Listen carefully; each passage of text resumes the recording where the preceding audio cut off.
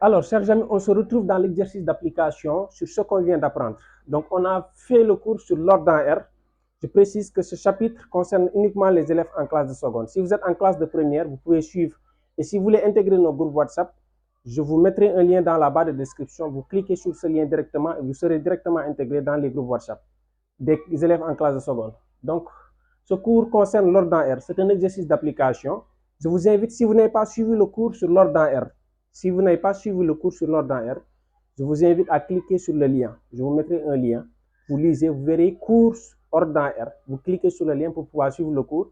Si vous suivez le cours, vous serez en mesure de traiter cet exercice d'application. Et dans cet exercice d'application, n'oubliez pas aussi de liker la vidéo, de vous abonner et d'activer la cloche de notification.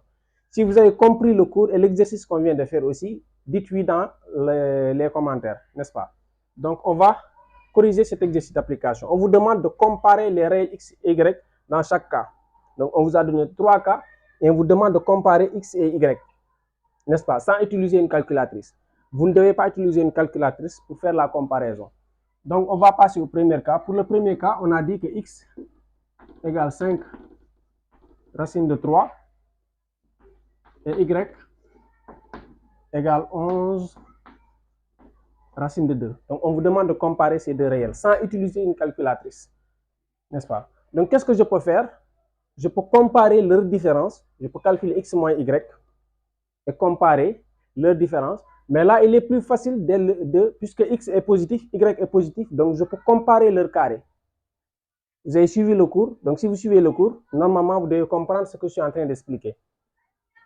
Puisque x est positif, donc x est positif et y est positif, donc ça veut dire quoi? Que je peux comparer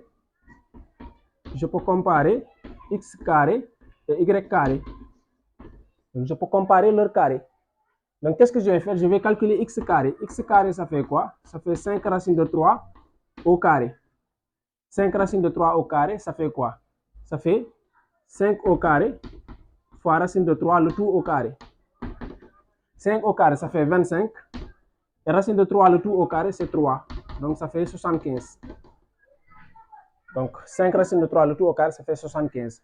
Y au carré, ça donne quoi? Y au carré, c'est fait 11 racine de 2, le tout au carré. Donc ça fait 11 au carré fois 2, n'est-ce pas? Puisque racine de 2, le tout au carré, c'est égal à 2. 11 au carré, ça fait 121. 121 fois 2, ça fait 242.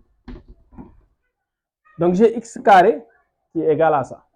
J'ai y carré qui est égal à ça. Donc je vais comparer ce nombre et ce nombre. Or, 242 et 75, qu'est-ce qui est plus grand entre ces deux nombres? 242, il est supérieur à 75. Donc ça veut dire quoi? Que x carré, puisque 242 c'est y carré. Donc ça veut dire que y carré est supérieur à x carré. Puisque là c'est x carré, non, là c'est y carré du moins, et là c'est x carré. Puisque y carré est supérieur à x carré, donc ça signifie quoi? Que x est supérieur et inférieur à y. Ou bien je peux dire que y est supérieur à x. N'est-ce pas? Y supérieur à x, donc ça veut dire que quoi? Donc ça signifie quoi? Y on remplace par 11 racine de 2. Donc ça veut dire que 11 racine de 2 est supérieur à 5 racine de 3. Ouais, c'est très simple. Donc on va passer à la deuxième question. Donc à la deuxième question, on vous demande de comparer x égale 5 plus 2 racine de 3, y est égal à 4 plus 2 racine de 3. Donc deuxième question. Donc x égale 5 plus 2 racine de 3 et y égale 4 plus 2 racine de 3. Pour comparer ces deux nombres, vous voyez qu'il y a 2 racines de 3, 2 racines de 3, vous allez utiliser les propriétés. Là, vous avez 5, là, vous avez 4. 5 et 4, qu'est-ce qui est plus petit? Il est bien vrai que 5 est supérieur à 4. 5 est toujours supérieur à 4, ça c'est toujours vrai.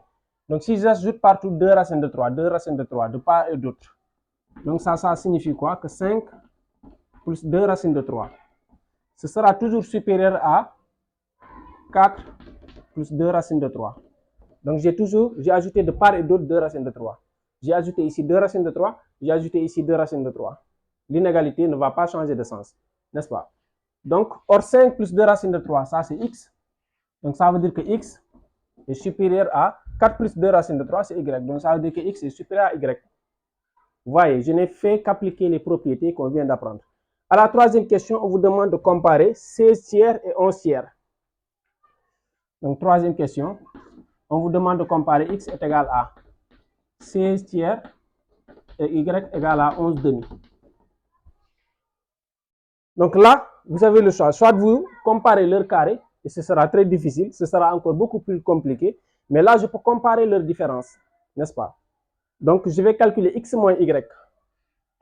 Donc, si je calcule x moins y, donc comme tout à l'heure, hein, on pourrait calculer leur carré et faire la comparaison, mais ce sera plus compliqué encore.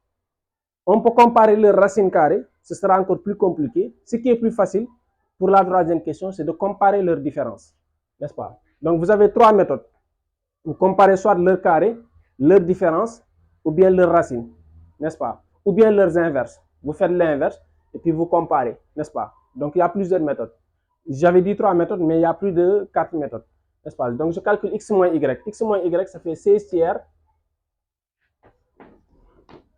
moins 11 demi. Donc, ça, c'est égal à quoi? J'ai réduit un même dénominateur. Donc, ça fera 2, 16 fois 2, ça fait 32. Moins 3 fois 11, ça fait 33. Sur 2 fois 3, ça fait 6.